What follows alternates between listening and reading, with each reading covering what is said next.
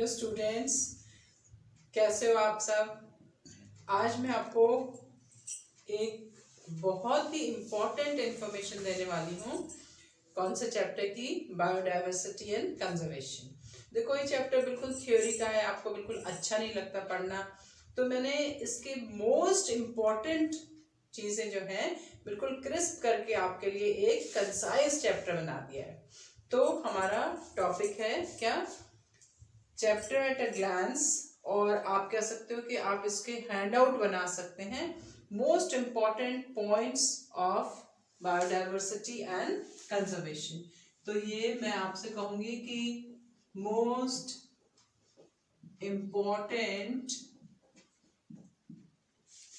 Points to remember, points to remember for biodiversity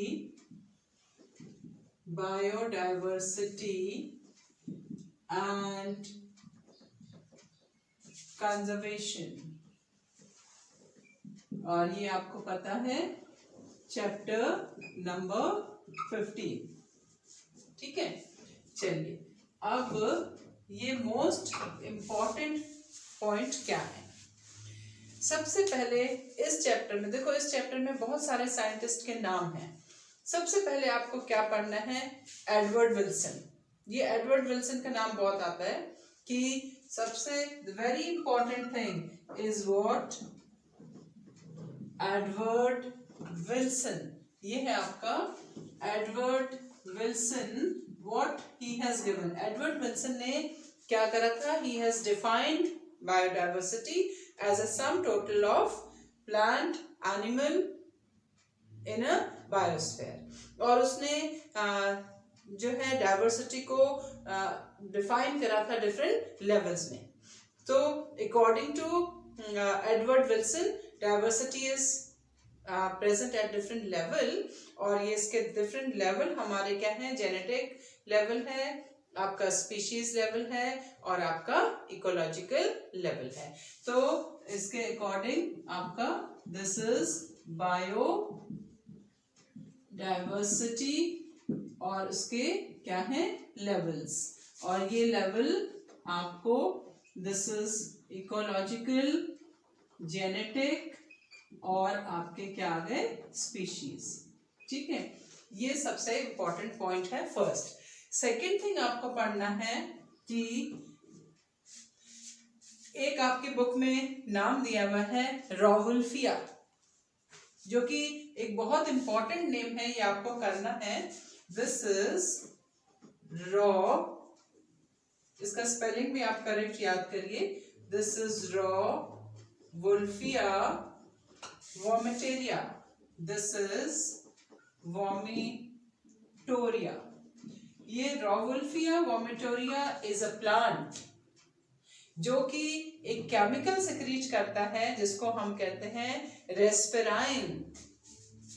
this secrete a chemical called reserpine, और इसकी जो potency है वो हिमालयन रीजन में, इसमें जो हिमालयन रीजन में ग्रो होता है ये वाला प्लांट, तो उसमें रेस्पिराइन की पोटेंसी ज्यादा होती है as compare to other places. ये एक इम्पॉर्टेंट पॉइंट आपको याद करना है।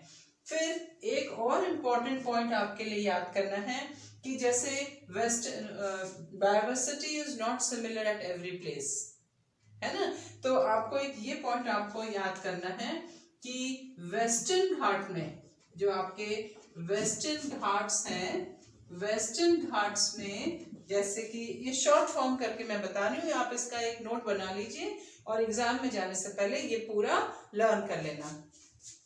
You have more amphibian species as compare to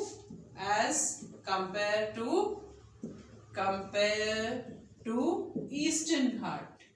ठीक है, ये ईस्टर्न घाट के कंपैरिजन में आपके एम्फीबियन वेस्टर्न घाट में ज्यादा है। ठीक है, और जैसे आपकी इकोलॉजिकल डाइवर्सिटी है वो सब जगह मिलेगी, लेकिन जैसे कंट्री लाइक नॉर्वे, स्वीडन, जो कैनेडियन कंट्रीज हैं, वहां पे आपको you will see less ecological diversity. आपका क्वेश्चन आ सकता है कि कौन सी जगह में इकोलॉजिकल डाइवर्सिटी कम होती है, तो आपको बुक का एग्जांपल मैं बता रही हूँ। Norway, Norway has less ecological diversity, less ecological diversity, fine. ये नॉर्वे में बहुत कम इकोलॉजिकल डाइवर्सिटी है, ठीक है।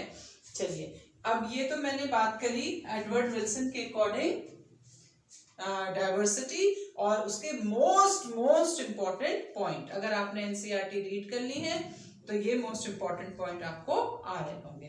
अब आपको एक पढ़ना है IUCN। ये IUCN का फुल फॉर्म आपको आना चाहिए, अगर आपको अभी भी याद नहीं है तो मैं बता देती हूँ आपको। IUCN का फुल फॉर्म है, this is international union of, this is international union for conservation, international union for conservation of nature and natural resources for nature and natural resources, nature and natural resources, IUCN। अब ये IUCN का क्या काम है, ठीक है। ये IUCN क्या करता है, ये आपको मालूम है कि IUCN जो है रेड डेटा लिस्ट बनाता है, रेड लिस्ट बनाता है। दिस इज एन ऑर्गेनाइजेशन जो कि endangered species, extinct species, threatened species सबको लिस्टिंग करता है। तो आपको ये लर्न करना है। हम जो भी पढ़ते हैं यहाँ पर, तो ये किसके लिए पढ़ते हैं, मेनली टू स्टडी। जितने भी हमने लिस्ट पढ़ी वो सब हम पढ़ते हैं अकॉर्डिंग टू IUCN, ठीक है। अब IUCN में क्या बनाता है, एक आपको लर्न करना है टर्म रेड डेटा बुक। ये रेड डेटा बुक, ये रेड डेटा बुक क्या है, बुक इज अ डॉक्यूमेंट, ठीक है। बुक क्या है, एक डॉक्यूमेंट है जिसमें एक लिस्ट है किसकी, book, red data book is a what, document. Book है आपकी that contain what, a list of rare species, rare endangered species, threatened species,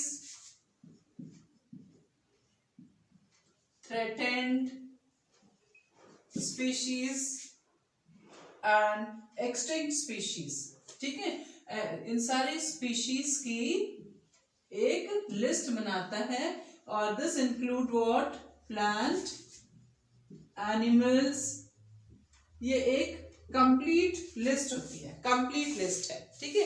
plant हो गए, एनिमल हो गए, बर्ड्स हो गए, सबकी एक कंप्लीट लिस्ट है जिसको हम क्या कहते हैं, रेड डेटा बुक, ठीक है।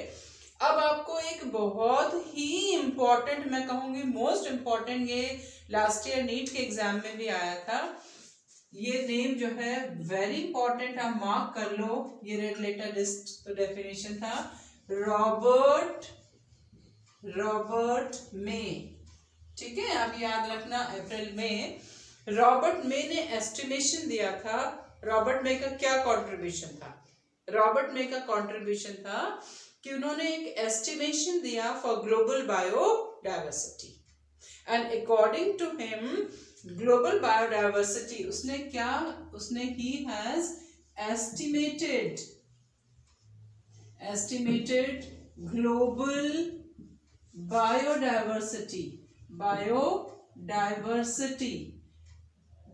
ठीक है। ग्लोबल बायोडाइवर्सिटी को एस्टिमेट करा था, रॉबर्ट मे के अकॉर्डिंग ग्लोबल बायोडाइवर्सिटी हमारी कितनी है? This is about 7 millions, and according to him that only 22% of the biodiversity has been recorded till now. According to him only 22% has been recorded. किसका? अभी सबकी रिकॉर्डिंग नहीं हुई है, सबको जो है काउंट नहीं करा है. That is what his estimation. ठीक है, this is according to Robert May, और ये आपके लिए एक बहुत बहुत बहुत इंपॉर्टेंट नाम है. अब चलिए एक और इंपॉर्टेंट चीज, अलेक्जेंडर हम्बोल्ट. अलेक्जेंडर हम्बोल्ट ने क्या करा? अलेक्जेंडर हम्बोल्ट का नाम देखो, इस चैप्टर में काफी सारे साइंटिस्ट के नाम हैं, ये आपको सारे याद करने हैं. So you have another name जो कि क्या है? This is Alexander Humboldt. This is Alexander von Humboldt. What he did, उन्होंने क्या दिया? उन्होंने क्या कहा? They have given a relation between species richness and the area. एक एरिया में स्पीशीज की रिचनेस मैक्सिमम कितनी हो सकती है, उसका उन्होंने एक एस्टिमेशन दिया. तो they have, what he has explained, he has given a relation between species richness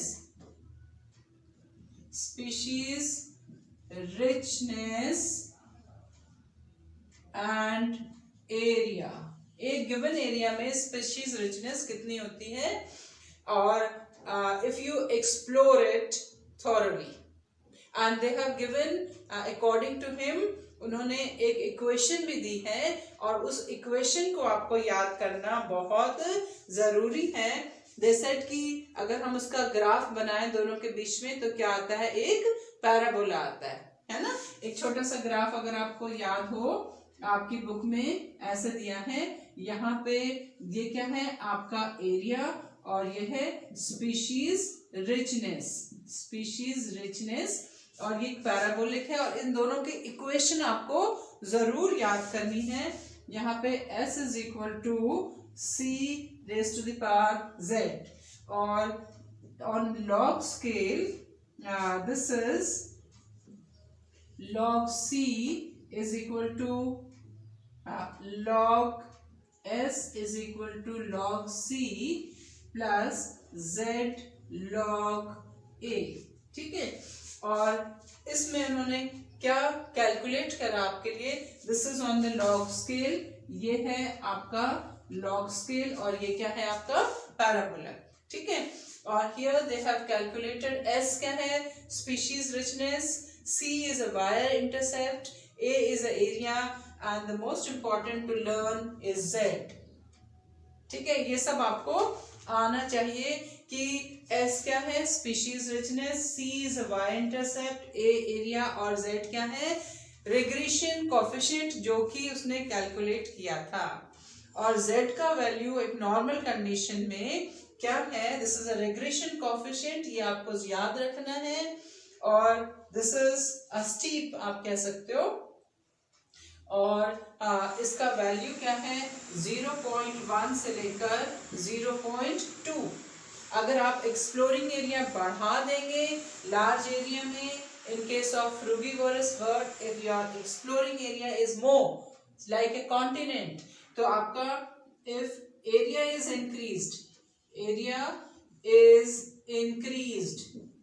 अगर आपने एरिया इंक्रीज कर दिया up to very large like a continent, तो z का वैल्यू क्या आ जाएगा? 0.6 to 1.2 आ जाएगा. और आपकी बुक में एग्जाम्पल दिया हुआ है इसका, in case of frugivorous bird. किसका एग्जाम्पल दिया है? किसका? दिस इज फ्रूगीवोरस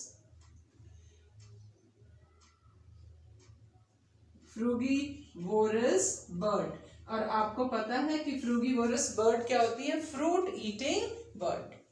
ठीक है, तो ये आपको रेड डेटा बुक रॉबर्ट में, और आपने क्या पढ़ा, अलेक्जेंडर हम्बोल्ट, ये आपके इंपॉर्टेंट टर्म्स। अब मैं आपको जो बताने वाली हूं वो क्या है, contribution of David Tellman and this Popper hypothesis, rivet popper hypothesis। ठीक है, तो ये जो डेविड टेलमैन ने, इनका कंट्रीब्यूशन नॉर्मली क्या है, जब आप बुक रीड करते हैं तो आप बस रीड करके इसको अंडरलाइन नहीं कर पाते, ये इंपॉर्टेंट पॉइंट नोट नहीं कर पाते। तो अब आपको another important contribution is contribution of David Tilman. David Tilman, अब ये डेविड टिलमैन का क्या कंट्रीब्यूशन है, देखो पहला साइंटिस्ट मैंने आपको बताया एडवर्ड विल्सन, फिर मैंने आपको बताया रॉबर्ट में, फिर मैंने आपको बताया अलेक्जेंडर वॉन हम्बोल्ट, अब मैं बता रही हूँ डेविड टिलमैन। ठीक है, डेविड टिलमैन ने कहा, he talked about stability of an ecosystem.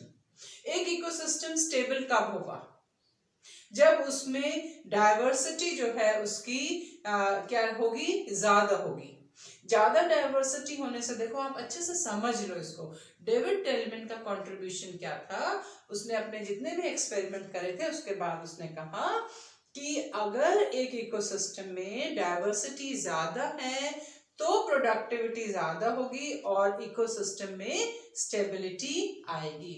तो ये सारे पॉइंट को मैंने आपके लिए क्रिस्प कर दिया है कि इंक्रीज डाइवर्सिटी, डेविड टेलमैन का कंट्रीब्यूशन क्या है कि इंक्रीज्ड डाइवर्सिटी, ये जो increase diversity is responsible for stability. इससे दो फायदे होते हैं, ये क्या है कि इंक्रीज डाइवर्सिटी से क्या होगा, नंबर वन हायर प्रोडक्टिविटी, और प्रोडक्टिविटी आप समझते हैं that is the product of what, photosynthesis. Primary secondary productivity जो होती है हायर प्रोडक्टिविटी। अगर इंक्रीज डाइवर्सिटी है it will contribute to the higher productivity, and higher productivity से more stable, because of this, due to higher productivity there will be what, more stable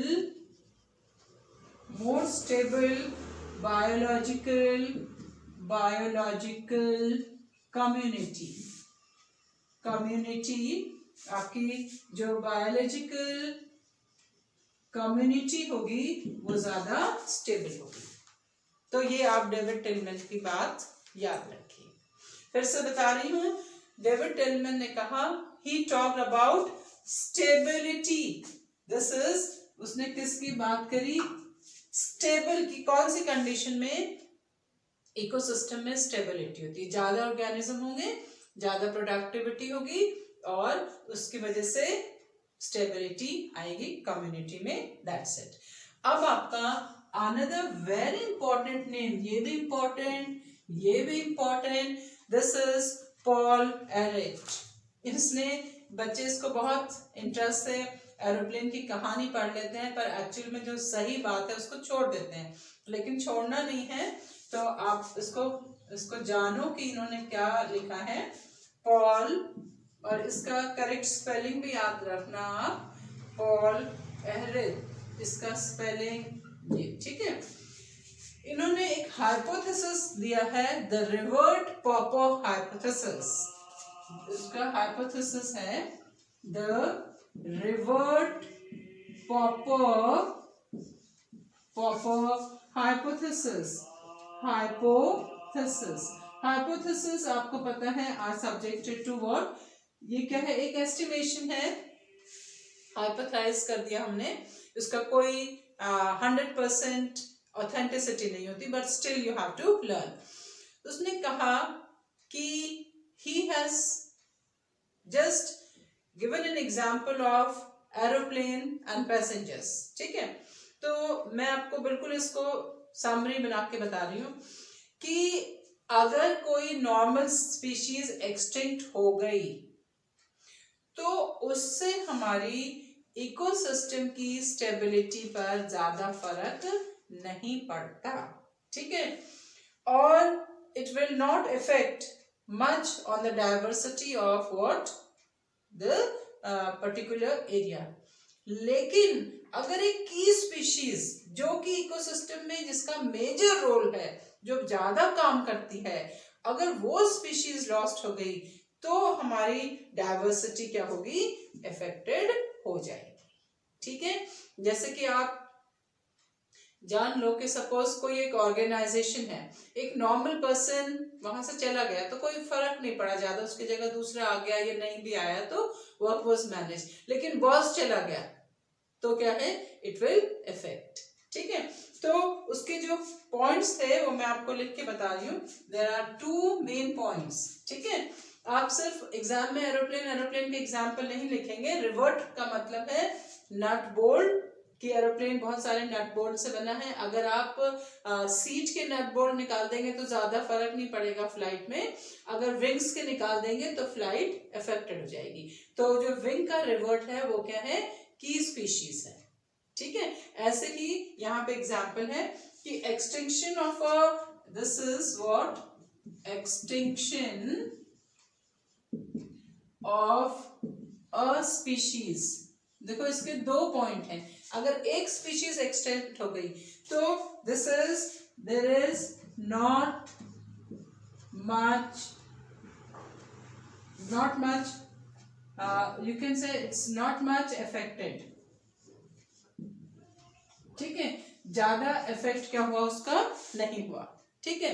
but अगर एक large number में, ठीक है, but if there is a more number of a species, more species get what, extinct. अगर ज्यादा species क्या हो गई, एक्सटिंक्ट हो गई, तो इट विल अफेक्ट, ये जो है it will affect the community, ठीक है। ये तो आया आपका एक पॉइंट। सेकंड पॉइंट जो है कि नॉर्मल स्पीशीज एंड की स्पीशीज, ठीक है। अब सेकंड पॉइंट है कि की स्पीशीज जो है, सेकंड पॉइंट कि जो आपका की स्पीशीज जिसका the one which has a major derive in the ecosystem, ठीक है, that has, की स्पीशीज हम किसको कहते हैं, that has, that derive major role in ecosystem में जो जिसका मेजर रोल होता है उसको हम क्या कहते हैं, की स्पीशीज, ठीक है। अगर ये स्पीशीज एक्सटेंट हो गई तो there will be effect in the diversity, ठीक है। सो इसका जो है, if this get extinct so there will be more serious threat, there will be more serious threat, fine. So you have as compared to other, I should say this is as compared to other, ठीक है। तो आपने 2 point पढ़े कि अगर कम species extinct हो रही हैं तो ज्यादा फर्क नहीं पड़ेगा, अगर ज्यादा स्पीशीज एक्सटिंक्ट हो रही हैं तो फर्क पड़ जाएगा, ठीक है। सेकेंड, डिपेंड कि कौन सी स्पीशीज एक्सटिंक्ट हो रही है। आपकी क्लास में पढ़ाई नहीं, अगर कोई एक बच्चा एब्सेंट हो गया क्लास में, suppose in your class there are 40 children, कोई एक बच्चा एब्सेंट हो गया तो पढ़ाई हो गई, ठीक है, your class went of, you studied. लेकिन अगर आपकी क्लास में टीचर एब्सेंट हो गई तो यू विल नॉट स्टडी, तो टीचर इज अ की स्पीशीज, फाइन, आपको समझ में आ गया ना। तो टीचर क्या है, आपकी एक की स्पीशीज है कि टीचर ही नहीं आया तो टोटल आप 40 थे, 39 लोग थे, लेकिन 40 जो टीचर था वो नहीं था, है ना। तो की स्पीशीज के एक्सटिंक्ट होने से, की स्पीशीज का क्या है, मेजर रोल होता है, और उसके एक्सटिंक्ट होने से क्या है, देयर इज अ थ्रेट। ये आपको पढ़ना था, ठीक है। अब आया नेक्स्ट, हम आपको चलते हैं, ये मैंने आपको साइंटिस्ट के नाम बताए और उनका कंट्रीब्यूशन, जो कि बहुत ही इम्पोर्टेंट चीज है। आपको इसमें से जरूर 100% आपको एक 3 मार्क्स का क्वेश्चन मिल सकता है, और स्पेसिफिकली आप साइंटिस्ट के नेम्स और उनका कंट्रीब्यूशन, क्योंकि इस चैप्टर में बहुत सारे साइंटिस्ट के नेम्स हैं, ठीक है। अब आपको what are the cause of losses of biodiversity, ये तो हमने देखो बायोडाइवर्सिटी का चैप्टर 3 पार्ट में डिवाइडेड है। पहले उसका डेफिनेशन, टाइप्स हो गए, ठीक है, loss of biodiversity and conservation of biodiversity, pattern भी आता है बीच में।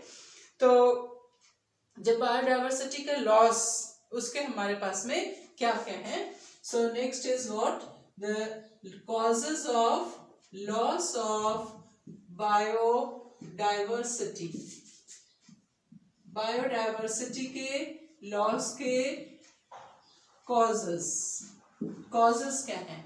अब आपके पास में आपकी बुक में लिखा हुआ है, बहुत सिंपल है, बहुत ही सिंपल। इसके क्या है, एक आपकी बुक में लिखा हुआ है वर्ड, इसको आप देखना, कभी ये क्वेश्चन भी आ सकता है एग्जाम में, the evil quadrat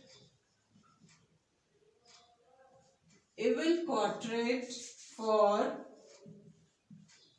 biodiversity loss, biodiversity loss. ये आप इविल क्वाड्रेट वर्ड याद रखना। 4 मेन रीजन है, बहुत ही सिंपल। सबसे पहला है आपका हैबिटेट लॉस, फाइन। सेकंड है आपका ओवर एक्सप्लॉयटेशन,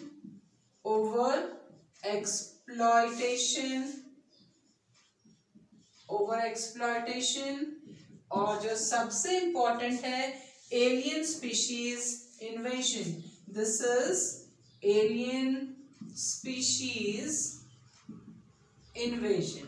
और इसको मैं आपको बता देती हूं कि एलियन स्पीशीज इन्वेजन में आप 3 एग्जाम्पल जरूर बहुत अच्छे से याद रखना, ठीक है।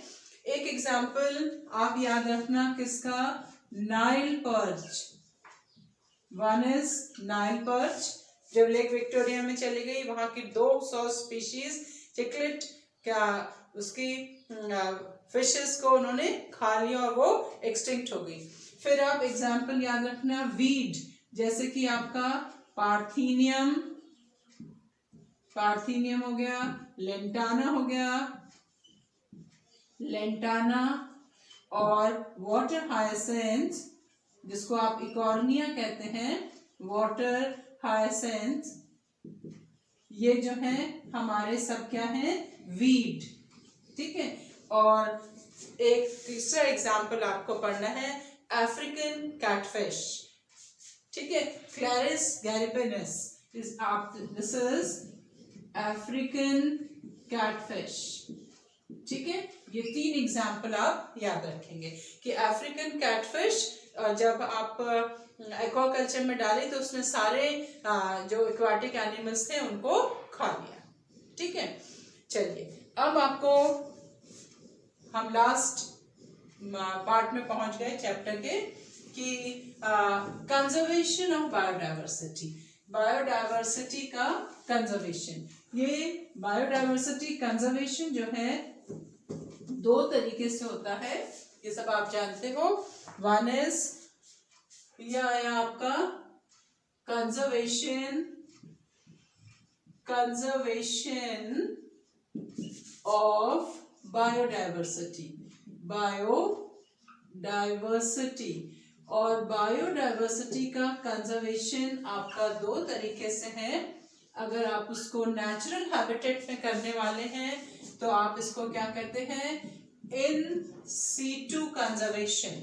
और वहां से आपने हटाकर, नेचुरल हैबिटेट से हटाकर उसके लिए आर्टिफिशियल हैबिटेट बनाई और वहां कंजर्व करा, तो that is called what is ex situ conservation. अब इन सीटू का एक आपको लिस्ट पता होना चाहिए और उसके नाम पता होना चाहिए, बस बाकी तो आप लिख ही देंगे।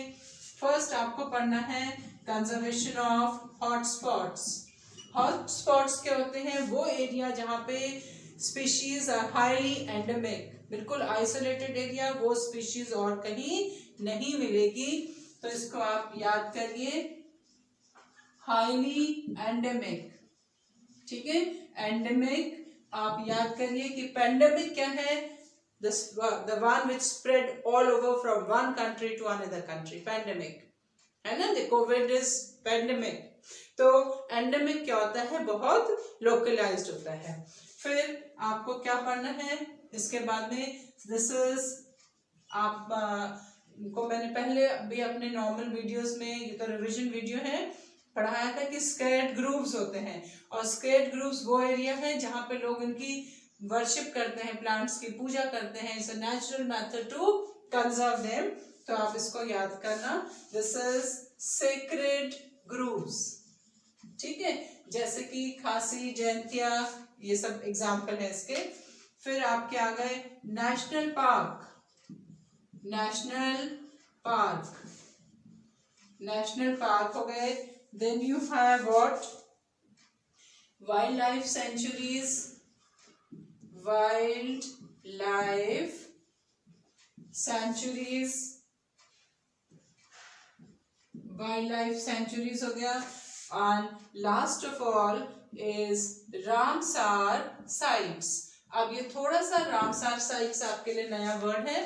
This is a preservation of wetland, जैसे कि लेक हो गया, फ्रेश वाटर हो गया, तो ये है, दिस इज वेटलैंड। आप कह सकते हो कि वेटलैंड प्रिजर्वेशन और वेटलैंड कंजर्वेशन, कंजर्वेशन।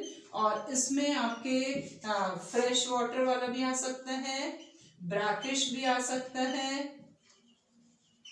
मेरीन भी आ सकता है, मेरीन, और ईस्चुरीज भी आ सकती हैं, ईस्चुरीज।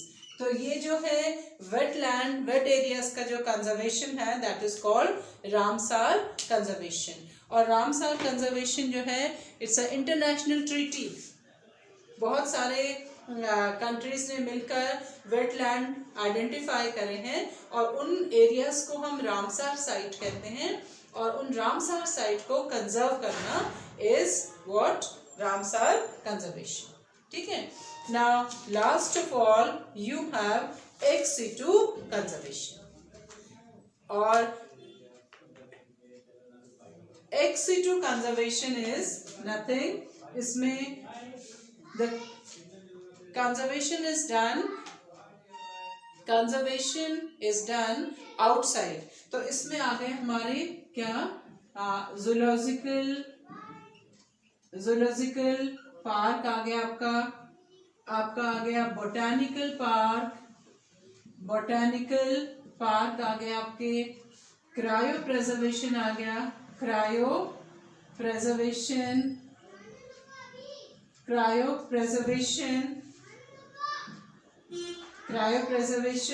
तो ये cryopreservation is a preservation at liquid nitrogen. इसके बाद आपको दो चीज और याद करनी है, समिट। एक है आपका अर्थ समिट, जो कि रियो डी जेनेरियो में हुआ 1992 में, और आपको पढ़ना है वर्ल्ड समिट, और जिसको आप sustainable development, this was done on sustainable development, fine. तो आप दो समिट भी इसके बाद याद करो, उसको भूलना नहीं है। तो I hope this video would be very useful for you. और इसका आप पूरा एक नोट बना लीजिए और एग्जाम में जाने से पहले जरूर अपने साथ लेके जाना, और जिससे कि आपको पूरा चैप्टर आपका रिवाइज हो जाएगा। Thank you and have a nice time. Wait for my next video.